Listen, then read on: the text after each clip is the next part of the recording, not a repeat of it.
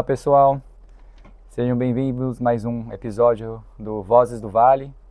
Eu sou o Eric e estamos aqui hoje com nossa convidada especial, a Sônia Vieira Manso. Sônia Ela... Manso Vieira. Sônia Mansa Vieira, isso. Pode ser Sônia Manso Ou Sônia também, Mansa também. ou Sônia Vieira. Tá, Sônia Mansa, Sônia Vieira. Aqui nós temos amigas em comum e temos várias Sônias, né? Então ela pode diferenciar das outras Sônias. Mas vamos lá. Falar um pouco sobre você, Sônia. Eu sei assim, como assim, quem é essa pessoa, né? Por que você escolheu ela? Eu acho que você tem uma história interessante, uma trajetória legal, que vale a pena ser contada. Uma pessoa que eu acho que é importante para a cidade. E seu trabalho foi muito bom, né? Então eu imagino que... E está sendo, né? Que tem vários projetos acontecendo, né? Bom, enfim. Primeiro vamos começar com a pergunta básica. Desculpa, a minha voz tá meio estranha hoje porque eu tô um pouco de dor de garganta, assim. Na verdade tá melhorando, mas ainda tá meio estranha a voz, mas enfim, só pra avisar. Hoje a gente vai falar um pouco sobre a sua história, então se você puder falar, primeira coisa, né? Como você chegou aqui em Guararema, né? Qual que foi a história? O que te trouxe pra você morar aqui? Porque eu sei que você mora aqui no bairro do Itapetí, né? Da Serra do Itapetí. Então, assim, quando que você veio? Como que você veio? Só Olha, essa parte. eu comecei a vir há 11 anos atrás, Uhum. porque meu filho e minha nora, o Felipe e a Lívia, não queriam mais ficar em São Paulo e começaram a procurar um lugar para morar no interior. Uhum. E procuraram bastante nessa região aqui no Vale do Paraíba, inclusive, porque eles queriam que ficasse a meio caminho do litoral para a gente ir para a praia São Sebastião, que a gente vai, né, sempre. E então eles acabaram se encantando aqui com um sítio em especial. Nós demoramos mais de um ano para resolver, porque para comprar terra não é assim, né? Uhum. Aí fomos vendo como que podia ser isso, eles queriam casar, já estavam um pouco casados, e aí com a ajuda das famílias, dos pais da Lívia e eu, a gente conseguiu. Eles vieram e eu vinha sempre, porque eu gosto muito de sítio, de mato e de praia. Uhum. Não gosto muito de morar em cidade grande, não gostava, né? Mas a gente vai por causa do trabalho e lá fica, porque é lá que tem mesmo, né? Uhum. Trabalho. Então, eu vinha de vez em quando, a gente começou acampando no sítio, porque tinha gente morando, né? Eles tinham arrendado o sítio. Então a gente vinha e acampava lá embaixo. Ficávamos lá nas Nossa. barracas, imaginando, olhando onde nós vamos construir, quando construir alguma coisa, tal. E tinha uma casinha que o dono fez para conseguir luz, tal, que estava ocupada. Pois a gente acabou indo para essa casinha quando venceu os 6 meses do contrato dele. Mas eu continuei vindo de vez em quando, porque eu tinha muita coisa em São Paulo, né? Aí, quando foi na pandemia, eu tive que fugir, né? Eu morava sozinha numa casa em São Paulo. Eu falei, eu que não vou ficar aqui trancada sozinha, como vai ser isso? E aí não voltei mais, porque é uma delícia aqui, né? Eu Sim, adoro, sim. eu adoro. Pena que não pude fazer isso antes, ou Sim. ir morar numa praia, sabe? Num sítio, mas Tudo tem hora agora tá certa. bom, a vida é longa hoje em dia, né? É, Imagina. é. Estou com 77 anos e Então, ainda estou fazendo tudo, então dá para curtir ainda. sim. E assim, me fala um pouco antes disso, então, que você fez, que você trabalhava, né? Onde É, você já morou? Assim. eu nasci em Rio Preto, São José do Rio Preto, mas Hum. só nasci lá, porque meus pais já moravam em São Paulo.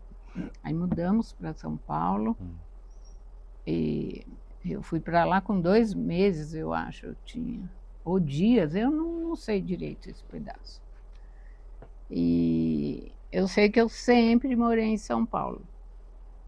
E a partir de 1 ano, no bairro de Sumaré, numa casa lá, não tinha vizinhos, não tinha nada, era só mato, chácara, pertinho da Avenida Sumaré.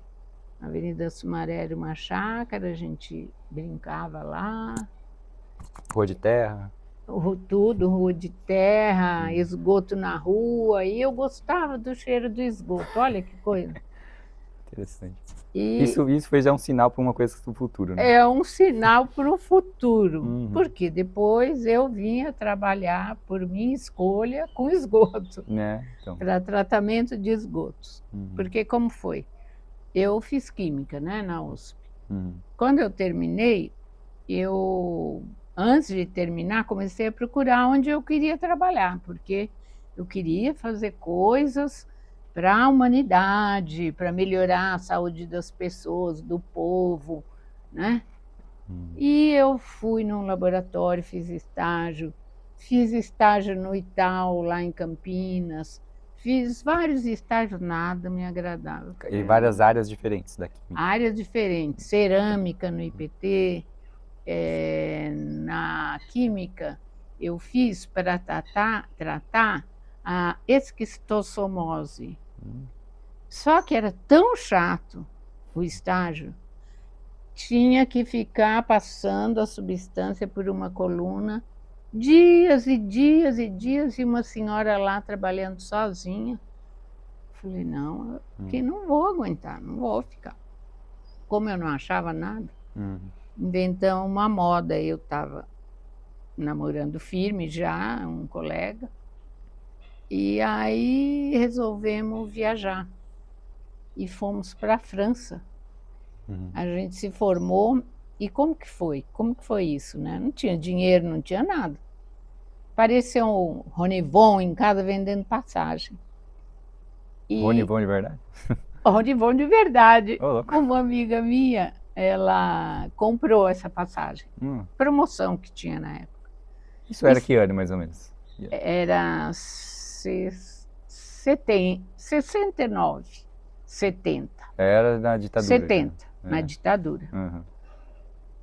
E ele veio oferecer essa passagem, a prestação a perder de vista.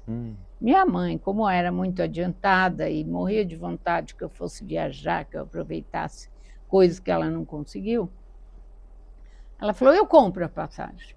Eu lá conversando com ele na mesa e ela lá ouvindo, eu compro. Meu pai ficou desesperado, mas não falou nada, né? Depois que ele saiu, ele falou, vocês vão ver, isso foi golpe.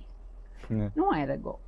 Nós pegamos um navio em Santos e fomos parar na Europa, de navio. Pudemos trocar o avião pelo navio. Bom, e na França, eu tinha pedido uma bolsa antes de sair, que eu não podia ter ido naquela época. Eu tinha que apresentar diploma, papel, um monte de coisa. Mas nós fomos mesmo assim, deu tudo certo, apesar das dificuldades. Chegando na França, eu fui procurar onde que eu queria estudar, eu olhava os prédios e fui bater eu olhei, cheguei em Jussieu, é uma das faculdades mais importantes que tem lá, de ciências, né? E fui falar com o diretor, eu era corajosa nessa época. Eu falei, olha, eu estou vindo do Brasil, eu quero estudar vírus, porque eu quero, né, ajudar a curar as doenças. Aí ele falou, vai lá no 3º andar, conversa com a fulana. Foi tudo dando certo, e eu acabei ficando lá 3 anos, fiz o curso de pós-graduação lá, de mestrado, só que também era aquela coisa, era pesquisa básica, né? Mesma coisa, passa tudo pela coluna, mede a radiação. Falei, meu Deus, eu não vou aguentar ficar no laboratório assim. Você conseguia falar bem francês? Conseguiu estudar? Levou um tempo para eu aprender. Por isso que eu cheguei antes. Então, eu cheguei antes e não tinha. O que nós fizemos? A passagem já falei, né? o dinheiro para viver lá no começo, sem trabalhar, a gente casou e pediu os presentes em dinheiro. Então era esse dinheiro que a gente tinha e tinha que correr para arrumar emprego. Então eu comecei a trabalhar de babysitter, né? Garde d'enfant, que chama em francês, né? E assim consegui um dinheirinho até saber e sair a bolsa, né? Porque ainda não tinha bolsa, mas aí saiu a bolsa e eu pude estudar normalmente os 3 anos, porque lá começa em setembro e eu fui em março. Então, assim me virei com dinheiro e tal. E quando acabou, eu falei, e agora? Eles gostaram muito de mim, eu fiz muitas amizades lá, foi muito bom. Eu tive muita sorte também, sabe? E fui conseguindo que desse tudo certo. E aí, na hora de voltar, o mesmo problema, no que eu vou trabalhar? Que eu não queria ficar no laboratório só, não conseguia, né? Eu queria pesquisa prática. Aí, chegando no Brasil, eu comecei a procurar e fui cair na CETESB, que era uma empresa estatal nova, tudo novinho, um monte de gente jovem trabalhando, todo mundo de bom humor. Eu falei, é aqui que eu quero ficar. E fiquei lá. E lá eu caí num grupo, eu falei, eu quero fazer pesquisa, eu sou de pesquisa, né? Então caí num grupo de pesquisa do professor Borzani, ele era o consultor, né, da CETESB. E ele orientava os alunos dele e mandava para fazer estágio lá e tal, os alunos da Poli, da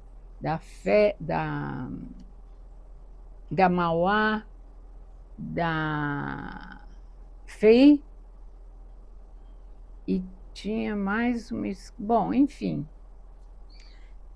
E então era uma turma boa. Eu logo me dei bem com eles e a gente tinha uma ideia assim que a gente queria fazer pesquisa que servisse para a população. Então a gente conversava, fazia reuniões, falava o que o Brasil está precisando muito?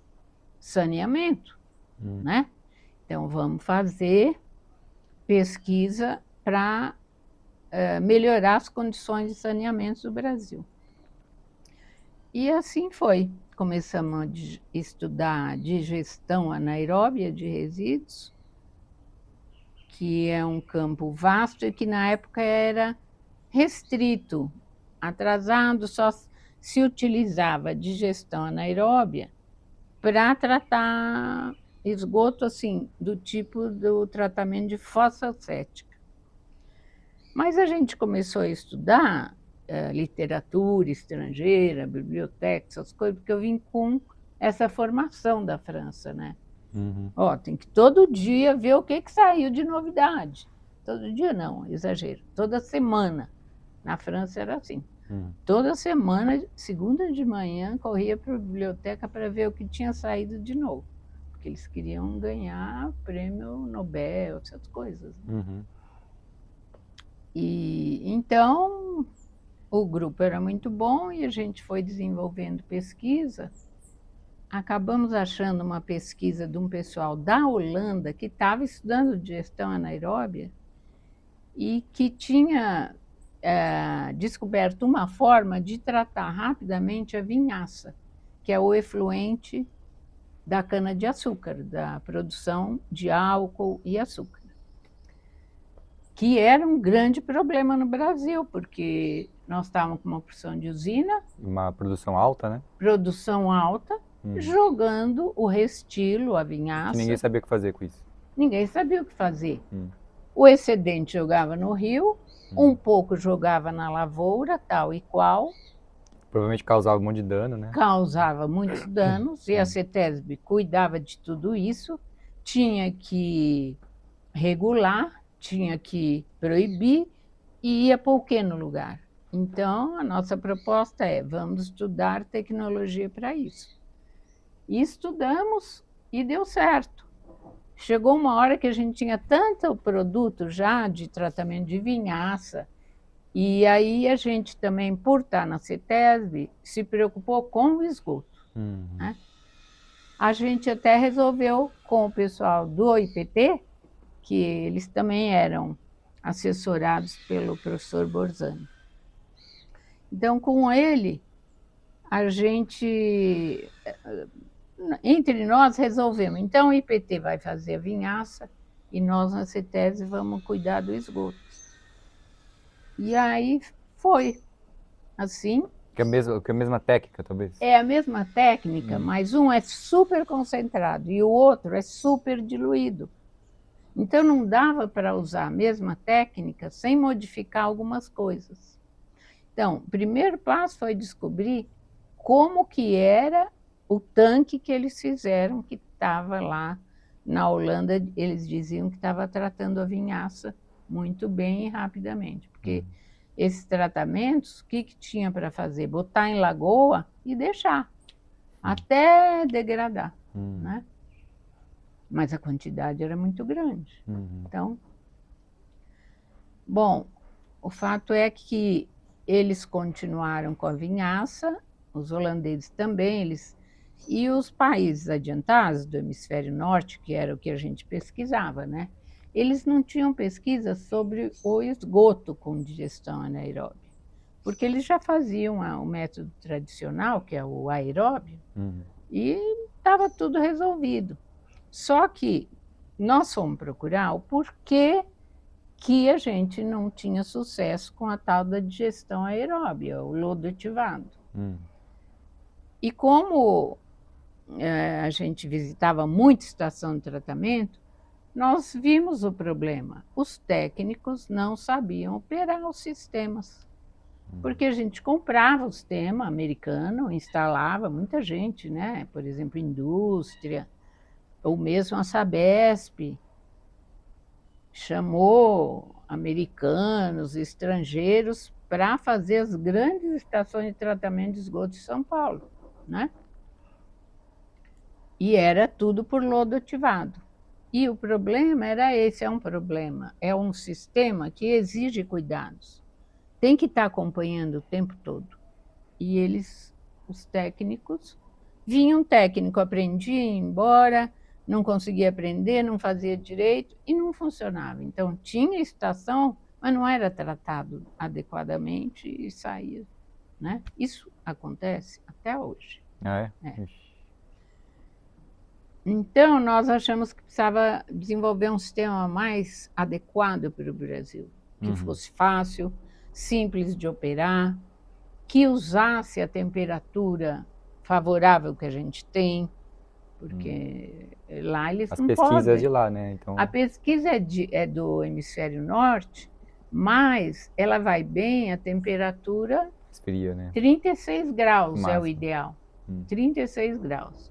O lodo ativado não, eles, né? Mas a digestão anaeróbica para eles não interessava muito, porque eles teriam que aquecer para funcionar. Então, nós pegamos firme na digestão anaeróbia de esgoto, na CETESB, e acabamos desenvolvendo um sistema bom. Ninguém acreditava, nem na CETESB, nem na Sabesp, ninguém levava a sério. Aí nós começamos a publicar, né? E foi justo, eu me lembro que bem na hora que eu ia publicar o estudo, estava prontinho. Eu fiquei grávida e tive que sair de licença. Eu falei, ai, meu Deus, eu não queria parar o trabalho. Mas deu para resolver. Eu corri e publiquei antes de sair, né? E aí, bom, publicou, mas mesmo assim as pessoas não acreditavam. Com resultados, tudo, Vocês já sabe? tinham feito os testes e Já tal? tinha feito testes, mais de 1 ano de teste em laboratório, em escala piloto. Lá na CETESB tinha laboratório de pesquisa. E aí começou a grande briga com também as empresas, né, que vendiam o sistema e que conheciam o sistema de lodo ativado. Mas Então, esse sistema de lodo ativado era aeróbio. É aeróbio. E aí o E que é o você propôs tradicional. é um diferente com bactérias que não precisam de oxigênio, é isso? Isso, E aí, exatamente. Não precisa oxigênio, não precisa aerar. e é mais simples de É operar. mais simples, você não precisa ficar agitando, ele acontece sozinho, Uhum, né? Como a fossa séptica. sim. Fossa séptica é assim. O que a gente fez foi pegar a fossa séptica e ver um jeito dela funcionar mais rápido, Em grande escala, em talvez. grande escala, Ah. exatamente, para as cidades. Então seria uma solução ideal que. Mas ninguém estava acreditando porque era muito bom, pra ser verdade, é isso? Tipo isso. Isso. E porque eles falavam, eu ouvi muitas vezes que eu fui dar palestra, está publicado que digestão anaeróbia não funciona para esgoto. Hum. E Já era aí uma barreira para. era uma barreira, eles falavam, não dá, não dá, acabou, Hum. né? Mas estudando as velocidades dentro do reator e como que tinha que ser, deu certo. E aí, como fazer para o pessoal acreditar, né? Aí nós convidamos os professores lá da Holanda e eles vieram. E quando eles viram o sistema de tratamento, o reator funcionando, o efluente saindo, ai, gente, fico até arrepiada, até hoje, quando eu lembro. Ele falou, vocês fizeram coisa já, olha aqui. E, bom, então, aí falando na frente de todo mundo, porque estava todo mundo em volta, diretor, presidente, tudo, né? Bom, então aí começou a ser empregado. E apesar de que, até hoje, a Sabesp não usa. Não usa, né? Por quê? Ixi, é outra história. É outra história. Mas aí, então, muita gente começou a fazer, a usar, né? E aí nós conseguimos fazer em escala real para 3.000 habitantes na CETESB, porque uma empresa concordou em fazer para nós o reator a preço de custo, para testar na escala real. Foi feito e ficou funcionando muito tempo e começou a ser divulgado. E aí, olha, veio gente até do Japão. Eles chegavam, vinha muito estrangeiro. E eu lembro que o Japão chegou, ninguém entendia nada, né? A gente não se entendia, mas eles fizeram os artigos publicados lá que tinha fotografia do nosso reator. Ele, então, nós queremos ver isso, olha aqui. Então, depois teve um seminário internacional com mais de 400 pessoas, Então, com assim, gente do mundo inteiro. gradualmente foi ganhando nome e reputação. Isso. Aí, mas você lembra que teve um momento de virada, assim? Qual que foi o momento assim? Realmente funciona. As pessoas começaram a acreditar que funciona. Você lembra? Sim, para nós teve, porque como a gente acompanha com gráficos, com a qualidade do efluente sendo acompanhada. Então, quando ficou um tempão com a qualidade do efluente boa, foi a hora de publicar, divulgar em tudo quanto é congresso. Aí começamos a ser convidados para congresso no exterior. Quando teve um congresso, o 5º Congresso de Gestão Anaeróbica, que é internacional, que foi na Itália. E foi quando a gente tinha acabado de publicar o primeiro artigo completo. E aí eles convidaram. E bem nessa ocasião, porque eu tinha um colega que fazia tudo junto comigo, mas ele saiu porque uma empresa chamou para ele construir, ganhar uma nota lá na São Martinho. E ele saiu, aí fiquei eu sozinha e recebi esse convite. Eu falei, eu tenho que preparar uma super palestra, né? E preparei uma super palestra. Você que colorida. Olha só. Com slides coloridos, mostrando o Brasil como era, que não tinha saneamento, por isso que a gente desenvolveu.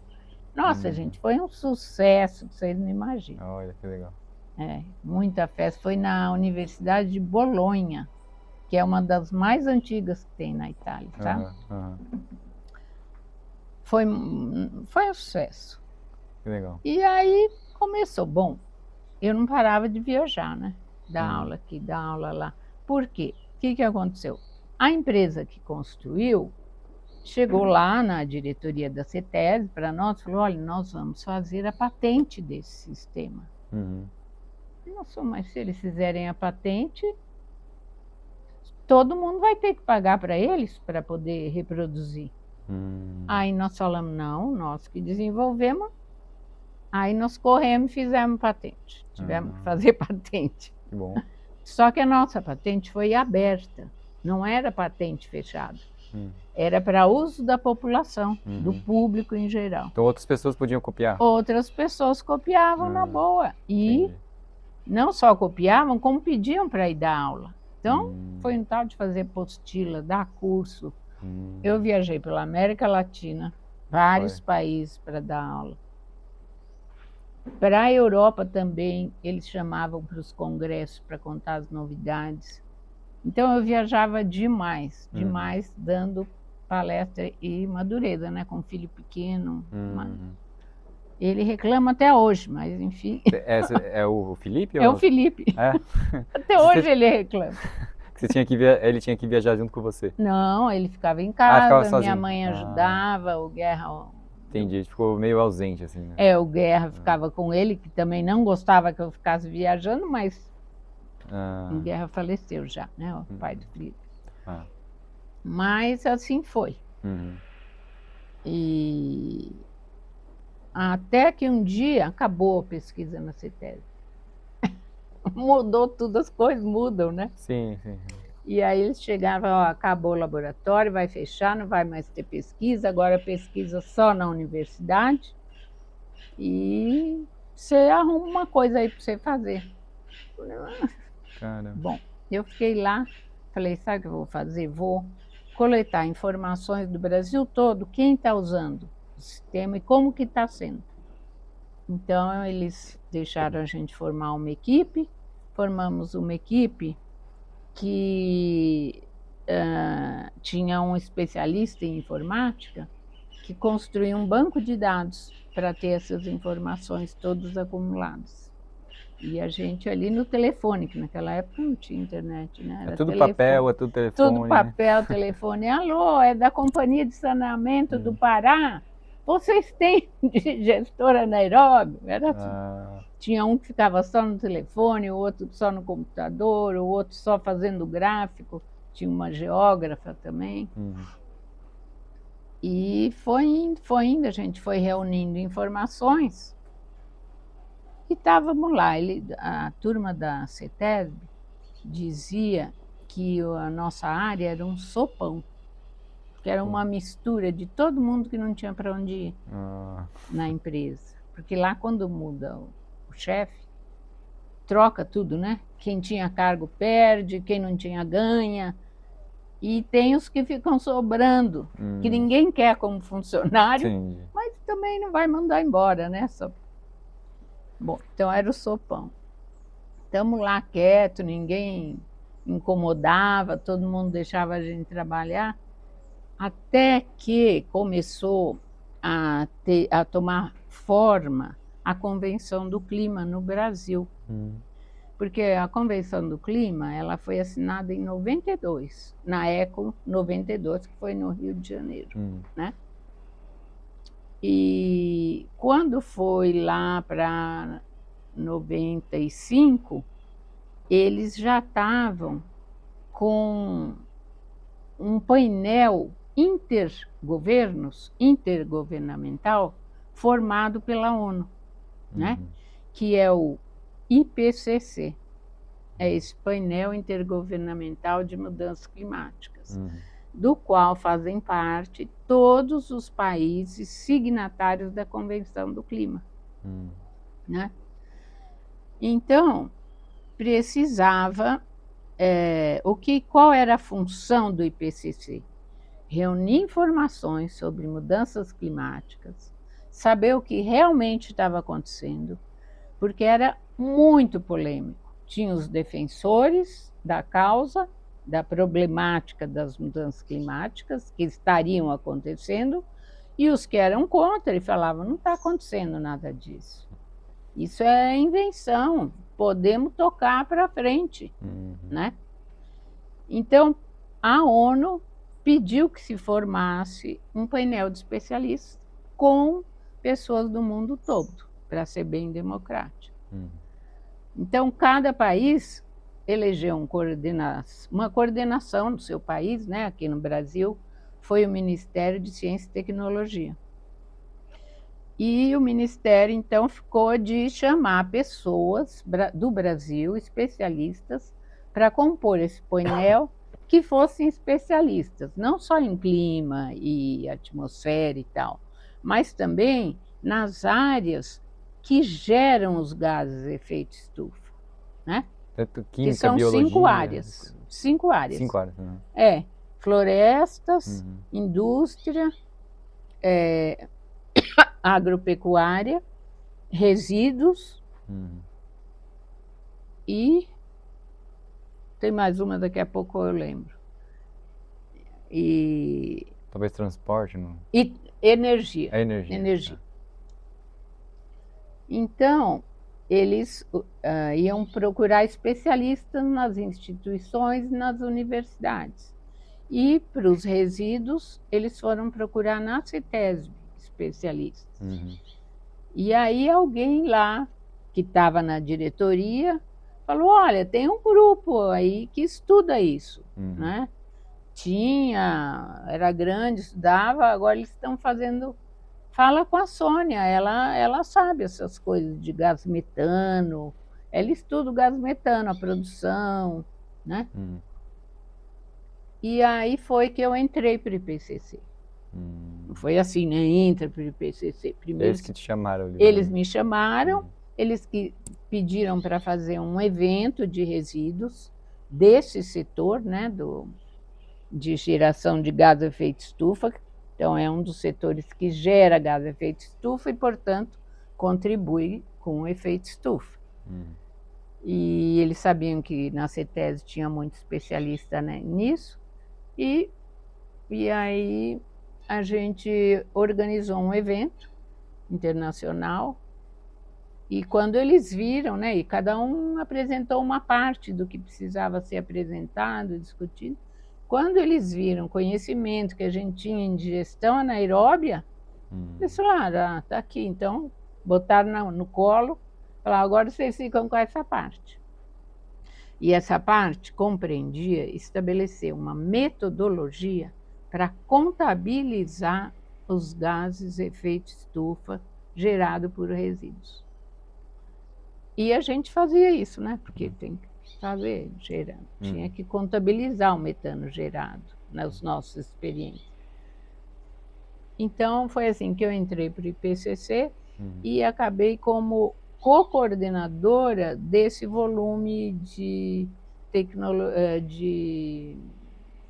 metodologia para contabilizar gases de efeito estufa gerado por resíduos. Muito bom. Tanto líquido quanto sólido.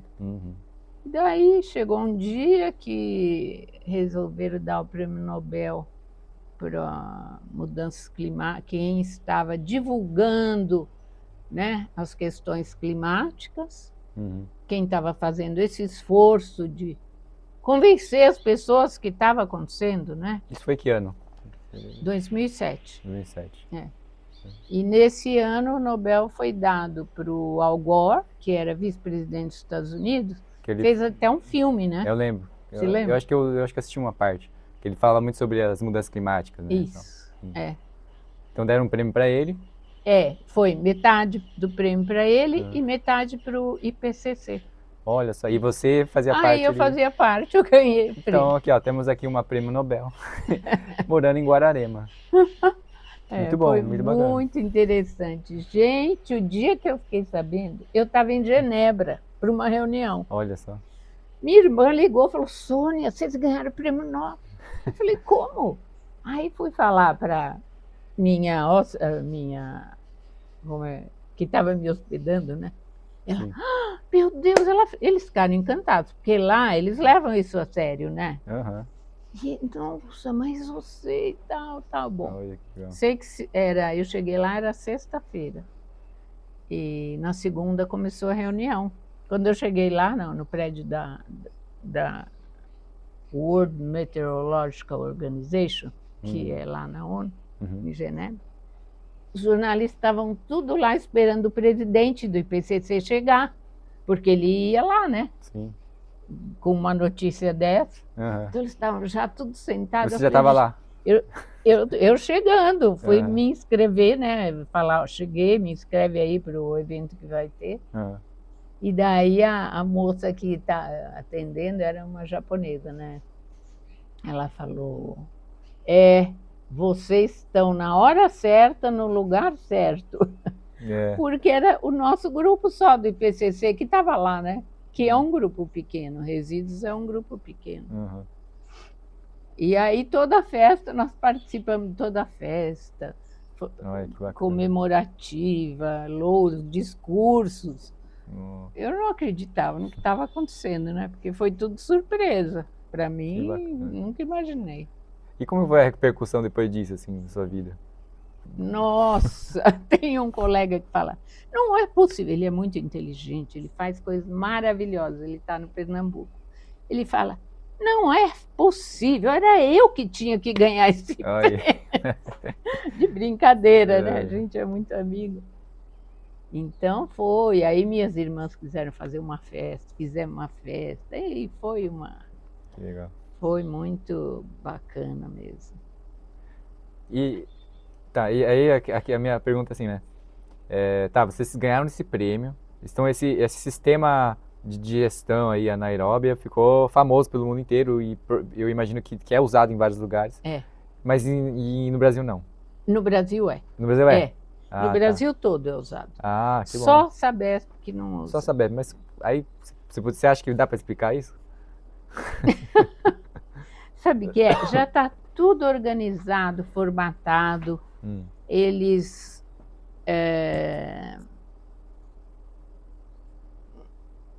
não sei. É um sistema, você acha que é uma estrutura muito rígida em torno de um outro sistema?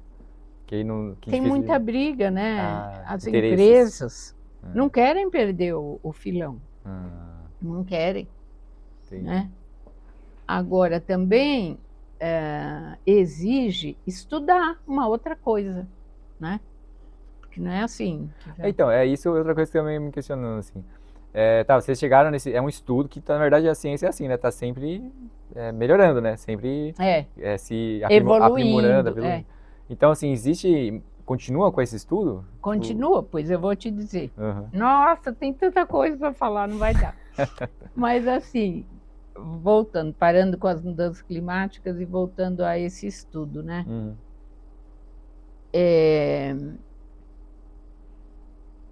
O que eu ia falar para vocês? Lá na Sabesp, eu falo que não usa e tal, mas tem muita gente que é a favor, né? Funcionários e que fazem e que trabalham com isso, que já fizeram. Eu mesma trabalhei com um grupo lá da Sabesp. A gente pegou um reator que tinha numa estação da Sabesp, uma estação escola, e transformou nesse reator. E acompanhou o funcionamento. Então, eles sabem que funciona e tal, mas, assim, implantar mesmo, não vai. Teve um evento no Rio de Janeiro, eles me chamaram, e eu já tinha saído da CETESB. Quando a gente está assim numa empresa, tem que tomar cuidado com o que fala, para não, né, não ir contra nada e tal. Mas aí eu já estava aposentada, então eu pude falar tudo que eu queria. E a Sabesp estava, e estava o Brasil inteiro. Tinha os representantes de Brasília, do Nordeste, do Sul. Esse era um evento? Um evento. Era um evento, um workshop, vamos dizer, organizado para discutir exclusivamente isso. E foi assim, unânime, todos, exceto a Sabesp, São Paulo, que representava São Paulo, todos falaram que estavam usando, que era uma maravilha. Lá em Brasília, eles deram um exemplo, eles falaram, olha, por que eles não usam? Né? E por que os Estados Unidos, por exemplo, não usa tal? Porque eles já têm o problema resolvido. E é o que a Sabesp diz, nós já resolvemos o problema com esse sistema tradicional. Né? Mas o que a gente fala, o que a gente falou para eles, olha, quando uma estação ficar subdimensionada, porque a população aumentou muito, ao invés de construir mais reatores, construam a digestão anaeróbia antes, para tirar o grosso da matéria orgânica. E depois só purifica no lodo ativado que está pronto. Não precisa aumentar o lodo ativado, que é tão caro, né? Precisa comprar bomba, agitador e, bom, decantador, digestor, mas eles nem isso não fazem. E o pessoal de Brasília chegou lá e mostrou claramente que isso funcionava. Porque a gente falava na teoria, né? Nós não tínhamos uma coisa para aplicar, como conseguimos fazer o grande e tal. Mas o pessoal de Brasília fez. Porque eu cheguei a ir lá fazer palestra, eu conheci o pessoal, só que depois que você vai e faz a palestra, não perde o contato, eu não sabia, eles tinham feito. E mostrou lá. Aí eu falei, olha gente, tá vendo? É um absurdo. Eu falava, aí eu pude falar claramente, é um absurdo. A Sabesp não aceitar fazer isso. Não dá para entender, falei na palestra. Era da ABS, a ABS que estava, a Associação Brasileira de Engenharia Sanitária, que estava organizando, né, o workshop. Mas é assim, né? Eles falam que estão acostumados com aquilo, já estão com o problema resolvido, mas tem muito lugar que poderia usar, né? Provavelmente há alguma coisa financeira, talvez, por trás. Ah, sim. Com certeza. Com certeza. Não é só má vontade. Isso, não é só má vontade. É questão financeira. Ainda mais agora, não sei se tem a ver, mas privatizou e muita gente está reclamando, né? Pois é. Depois que piorou a qualidade. Né? Nossa, gente, isso é uma tristeza. Porque a CETESB é vizinha da Sabesp, né? E a gente sempre trabalhou junto, tal. Então, mesmo quando vinha esse zum, zum, zum, vamos privatizar a Sabesp, os funcionários amam aquilo de paixão, sabe? Brigava, reclamava, não conseguia. Agora, não teve jeito. É complicado. É uma pena, porque é um pessoal de categoria, viu? Que trabalha lá, que conhece. Não é fácil você chegar e aprender. São anos de aprendizado. E aí, eu não sei como que funciona quando tem uma privatização. Eu agora vinha vindo, a Sabesp estava ali, né? Passando aqui, caminho para cá, tem ali a Sabesp ali, né? Que é e tinha uns funcionários fazendo um serviço. Me deu vontade de parar e perguntar, mudou o chefe de vocês? Porque lá na CETESB, quando muda o governo, os chefes superiores mudam, né?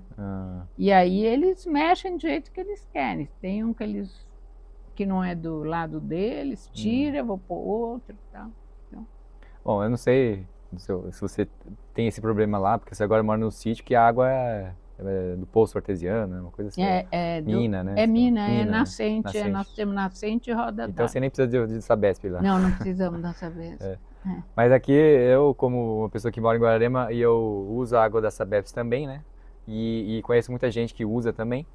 Tá reclamando muito, assim, pelo menos em Guararema. Não sei se é uma coisa assim que é um reflexo das cidades ao redor, ou de próprio São Paulo, mas enfim, tá muita reclamação de água que falta, bairros que a água sai suja, e, enfim, que às vezes fica dias sem água, né? Tem muita coisa. Então, assim, não sei se é coincidência, porque privatizou, ou já estava ruim aí, não sei. Mas uma coisa que tem que melhorar muito, né? E agora você falando essa história que na verdade pouca gente conhece, né? Essa história de que existe um sistema que é mais ecológico e mais, enfim, parece que é mais eficiente, talvez? Mais eficiente? Não é. Ele trata da mesma também, forma. ele é mais econômico. Mais econômico. Econômico e fácil. Ele combina com o clima e tudo do Brasil. E a população e tudo. Então isso quer dizer que adequar uma tecnologia, você entende? Então isso quer dizer que a Sabesp ela poderia estar economizando dinheiro. Exatamente. Mas não interessa economizar nesse caso. Entendi. Né? E o efeito Então, ia ser o mesmo, o resultado ia ser o mesmo. é, Só que ia ser mais barato. isso, Então. exatamente, o resultado ia ser o mesmo. Hum, E principalmente no caso, se é isso, já está tudo resolvido, quando aumenta, usa desse artifício, né? uhum, Quando aumenta a população, porque aumenta mesmo, né? sim. E não dá para ficar parado sem construir mais estações. Então, aí usa isso, pré-trata com anaeróbio, né? E mais. É, deve ter muita coisa ali também que a gente não sabe ainda, né? Deve ter muita coisa que eu não sei. E também chegou uma hora que eu falei, deixa, fazer o É. quê, né? Mas então, aí continuando a sua história, né? Depois você ganhou esses prêmios e tal, teve essas. Você saiu da CETESB, aí você foi para uma outra área ou você se Então, aposentou? eu me aposentei Se na aposentou. CETESB, Aham. mas aí, como eu estava no IPCC, eu Hum. fiquei ainda um tempo trabalhando bastante, porque eu viajava muito. Uhum. Então, antes eu viajava por causa eu era convidada para fazer palestras e tal, né? E depois eu viajava porque as reuniões do IPCC, elas são espalhadas pelo mundo. Você não pode ficar fazendo reunião num local só. A tendência no início era ser tudo nos Estados Unidos. E daí ficou prevalecendo as coisas deles. Então, por isso que teve esse arranjo de falar, não, reunião tem que ser em país pobre também, não só em quem já está avançado, né? Então, em todos os países, ou seja, eu conheci o mundo, né? Com esse Legal. PCC também. É. Eu tive muita sorte na minha profissão, É. muita sorte. Primeiro conheci a França e a Europa por conta própria, né? 3 anos lá, viajava Uhum. e aprendi a me virar também, né? A gente se empodera. Eu falei, bom, se eu ficar sem dinheiro, sem nada, eu sei me virar. Se tem a prova disso, né? Sim, sim. Legal. E que legal que você veio parar aqui em Guararema, né? Então, agora, aí olha o que aconteceu. Agora vamos finalizar com esse final, então, talvez. Isso. Aí eu vim para cá na pandemia, mas isso depois eu fui parando devagar. Primeiro eu parei o IPCC, depois eu parei as aulas, porque com isso eu dava muita aula em curso de pós-graduação e MBA, né? Na Álvares Penteado, na Poli, na Oswaldo Cruz, e era à noite. E quando eu parei, quando eu me aposentei, eu continuei dando as aulas. Mas daí eu fui parando devagar, primeiro depois o que eu gostava menos primeiro, tal, fui. E aí parei tudo. Falei, agora eu quero fazer outra coisa. Eu era louca para me aposentar. O dia que eu me aposentei, eles chamaram eu e mais 2 colegas lá para informar, olha, agora como vocês estão aposentados, vocês têm que sair. Nossa, meu colega chorava e eu dava pulos de alegria. Eu falava para ele, mas você vai poder fazer outras coisas. Não adiantava, porque todo mundo gosta, né, do lugar que está trabalhando. Eu gostava também, mas eu queria fazer outras coisas. E aí era isso, eu queria fazer outras coisas. Quando eu saí, um colega me chamou para ir para o... Ele estava na diretoria e me chamou para dar uma consultoria para incluir essa questão de mudanças climáticas no IPT. IPT é Instituto de Pesquisas Tecnológicas, fica lá na USP, não sei, acho que nem todo mundo conhece.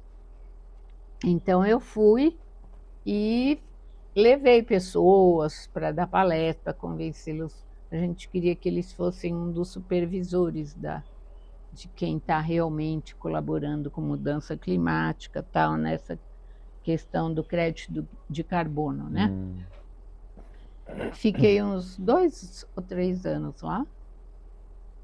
E depois saí também, e aí fui parando. Daí o Felipe resolveu que vinha para cá, morar num sítio e cuidar da agricultura.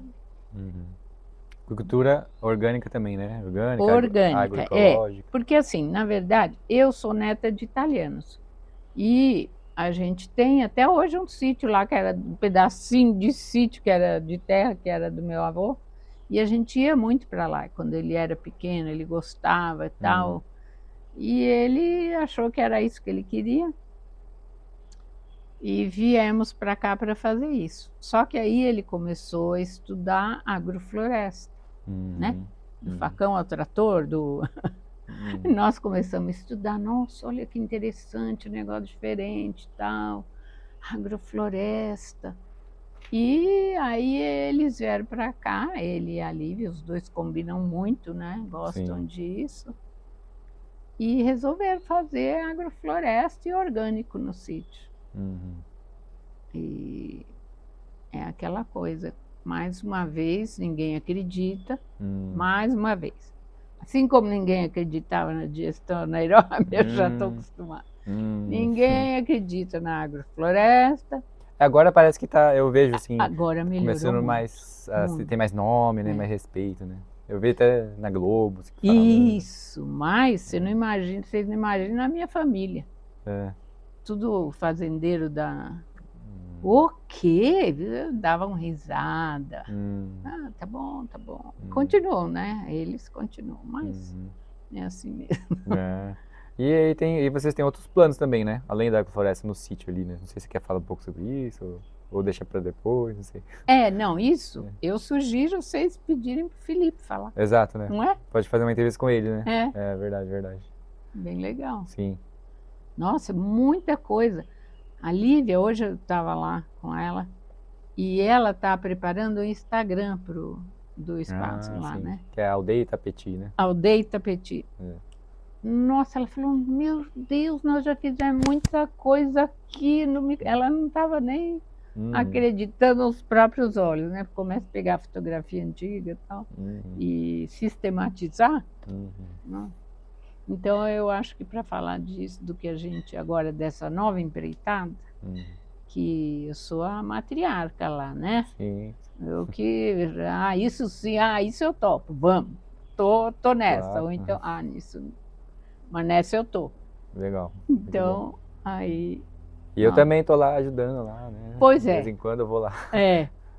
O Eric faz parte. Isso. Vai ajudar a gente num dos subprojetos lá, né? Ixi, é um negócio grande, hein? Bonito. E uma parte lá eu vou com meus conhecimentos que eu posso ajudar, né? Nós chamamos o Eric porque ele tem as especialidades dele, né? Isso. Aí ele aceitou, que bom, e aí muito bacana. Já começamos a conversa. Sim, uma reunião muito boa e vamos ter outras reuniões para, enfim, é um processo, né? É um processo. Que aí logo vai sair um negócio bem bacana que todo mundo vai ficar sabendo, mas aguardem, né? Ó, temos uma prêmio Nobel aqui, e especialista e enfim, com conhecimento das causas climáticas, né? E uma coisa que é extremamente importante, então, sim, Guararema, então é um privilégio, né? É como que fala?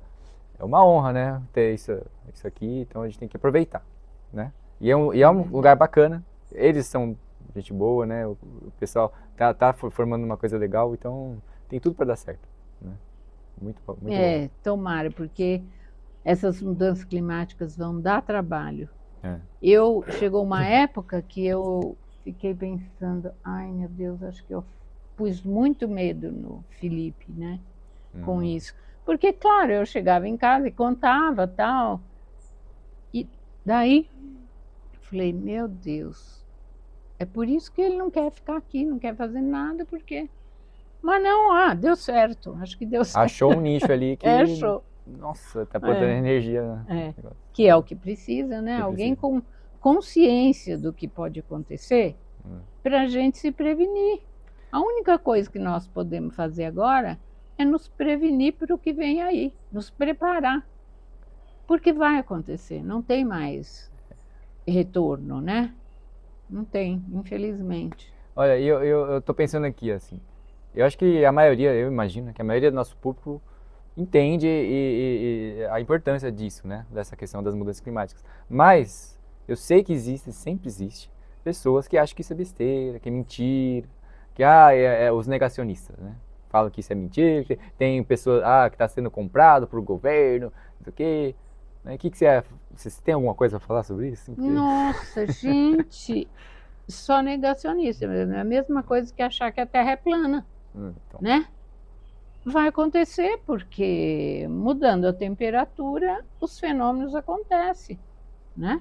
Nós temos o ciclo da água, Não, e você como está que vai você ser? tá falando porque assim, você fez parte do, dos grupos de cientistas que estudam isso, né? Que tem Exatamente. dados, É, que esses dados não é, pegou uma pesquisa ali e pronto. Não, tem que ter um processo até de refinamento, né, para saber se aquilo é verdade, isso. né? Até comprovar, mas realmente é provado, com dados mais dados atrás de dados, para poder É dizer, ó, isso. provado E não é fácil provar, né? pelos acontecimentos, porque antes era muito difícil Hum, convencer as pessoas. uhum, Gente, olha, o meu trauma era na poli, porque os alunos se acham o máximo, né? hum, E quando eu falava de mudanças climáticas lá, eles riam, ixi, entendeu? Não todos, claro, mas hum, sempre tem um ou outro que aí levanta a mão e começa a questionar e falar que não é isso, que imagina, que não sei o quê. hum, E era difícil, era muito difícil.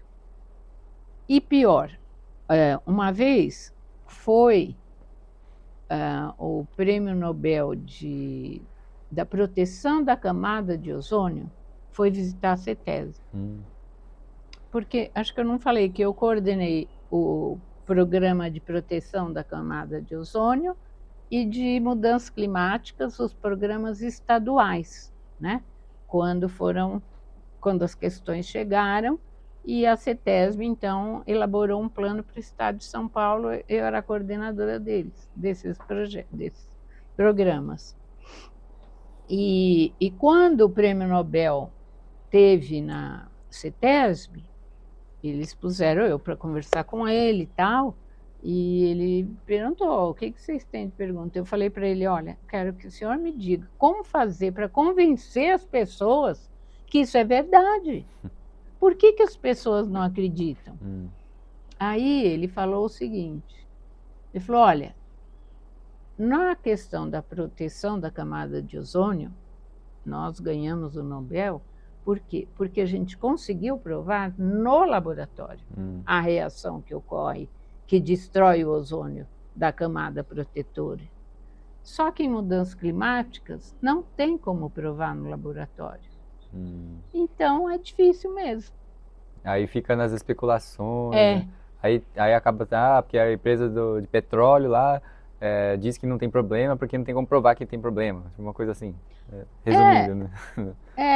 cada um dá uma justificativa para achar que não precisa fazer nada. Hum, A questão é não mudar o que está sendo feito, hum, né?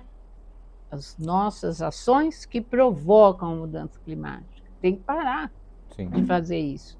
E como você convence as pessoas? É.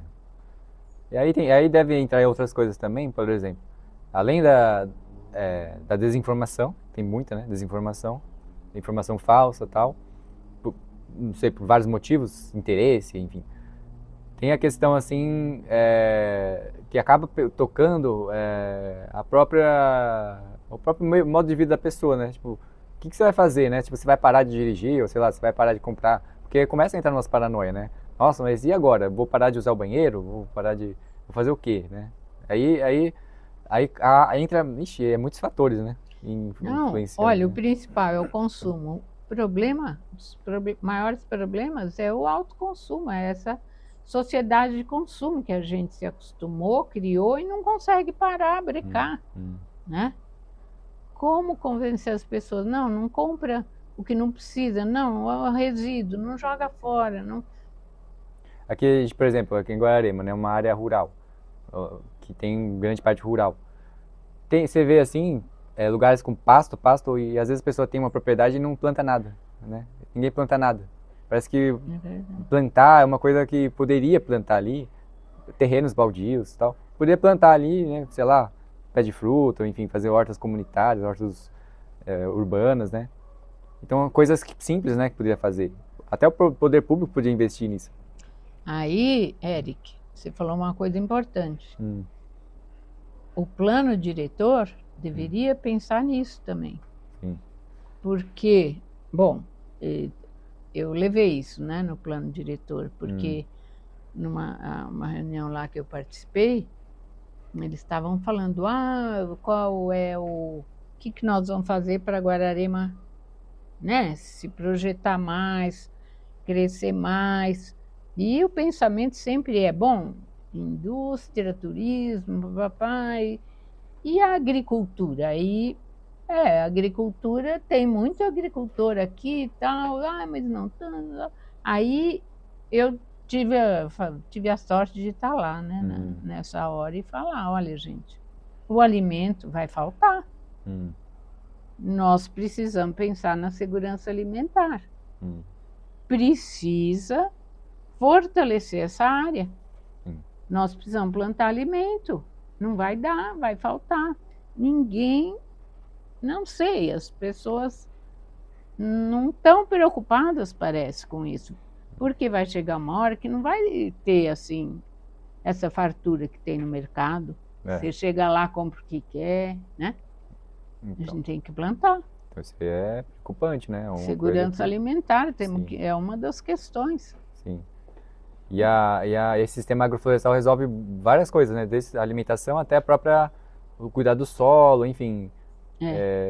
Não precisar de usar tantos produtos químicos para poder controlar as pragas e tal.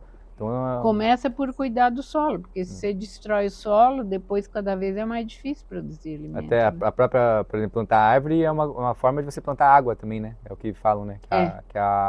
As árvores, elas trazem a água para fora, né? Para o ambiente. Então, a gente está plantando água, plantando árvore, vegetação, a gente está plantando água. Um dos nossos episódios aí atrás, a gente fez uma entrevista com o seu Angelino e ele falou que ele é poceiro, né? Ele é mestre de poceiro.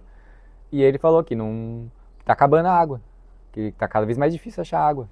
Ixi. Então, assim, não é à toa, né? Não é uma coisa do destino. São nossas ações que pode melhorar. Então, enfim, muita coisa para falar, né? Muita coisa. Tá tudo ligado, né? Sim. Bom, acho que é isso, né? A gente vai fechando por aqui, já está dando o nosso tempo. Mas só para finalizar, então, a última pergunta que a gente sempre faz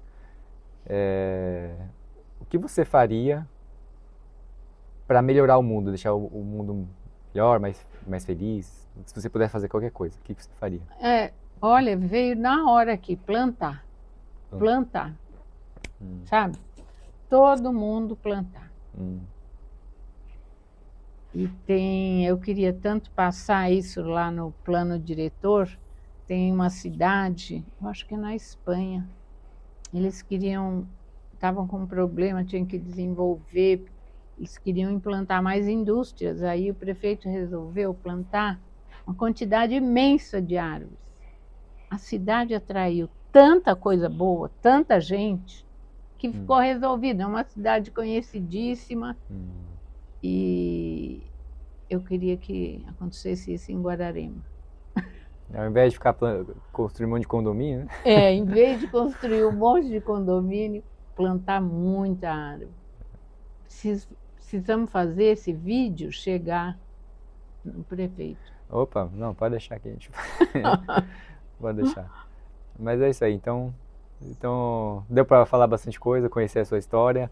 E quem sabe a gente pode até fazer mais para frente outras entrevistas, né? Para aprofundar mais certos temas, né?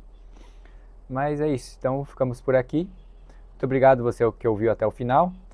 E agradecemos sua presença também, Sônia. Eu que agradeço o convite, viu, gente? Fico muito honrada, muito prestigiada. Falei, nossa, meu Deus. O Edson faz tempo que tenta falar, mas Edson, o que eu vou falar? Bom, se é para falar do trabalho, eu começo e não paro. Isso aí. Bom, é isso. Então, tchau, pessoal. Obrigado. Até mais.